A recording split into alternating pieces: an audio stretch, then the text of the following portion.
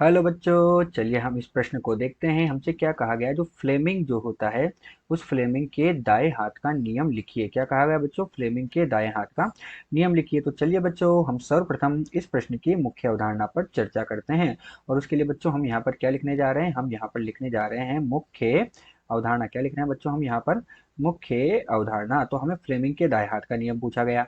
अब बच्चों हम सब जानते हैं फ्लेमिंग के दाएं हाथ का नियम हमें विद्युत धारा की दिशा ज्ञात करने के लिए उपयोग में लेते हैं। तो फ्लेमिंग के दाएं हाथ के नियम की मुख्य अवधारणा में हम देखते हैं कि बच्चों ये हमारे पास क्या है? हमारा अंगूठा है। ये हमारा अंगूठा है, ये हमारी उंगली है और ये हमारी कौन सी? मध्य अंगुली है। तो बच्चों क्या हुआ? ये तो हो गया हमारा अंगूठा। क्या है बच्चों? ये तो है हमारा अंगूठा।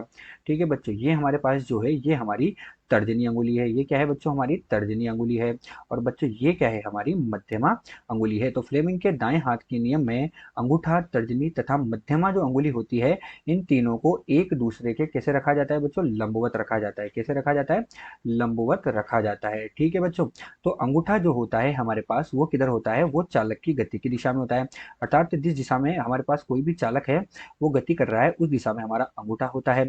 जो हमारी तर्जनी अंगुली होती है वो तर्जनी अंगुली चुंबकीय क्षेत्र बी की दिशा में होती है। तो हमारी जो मध्यमा अंगुली होती है वो मध्यमा अंगुली हमें क्या बताती है? विद्युत धारा की दिशा को बताती है। किसको बताती है? विद्युत धारा की दिशा को बताती है। यही हमारे पास इस प्रश्न की मुख्य अवधारणा है। तो चलिए बच्चों, अब हम मुख्य अवधारणा के आधार पर प्रश्न का हल देखते हैं। और प्रश्न के हल में हम क्या देख रहे हैं कि हमारे पास जो अंगूठा होता है फ्लेमिंग के दाएं हाथ के नियम में, वो अंगूठा किधर होता है बच्चों? अंगूठा होता है चालक की गति की दिशा में। ठीक है बच्चों। जो हमारी तर्जनी अंगुली होती है वो तर्जनी अंगुली किधर होती है बच्चों? चुंबकीय क्षेत्र की दिशा में होती है। तो हमारी जो मध्यमा अंगुली होती है वो किसको बताती है? हमारी मध्यमा अंगुली जो होती है वो विद्युत धारा की दिशा को बताती है। अतः फ्लेमिंग के दाएं हाथ के नियम में अंगूठा, तर्जनी तथा मध्यमा अंगुली को एक दूसरे के प्रकार इस प्रकार लंबवत रखा जाता है कि अंगूठा चालक की दिशा में और तर्जनी चुंबकीय क्षेत्र की दिशा में हो, तो मध्यमा अंगुली जो होती है वो विद्युत धारा की दिशा को प्रदर्शित करती है। यही फ्लेमिंग का नियम है। आशा करते हैं आपको प्रश्न समझ आया होगा। धन्यवाद।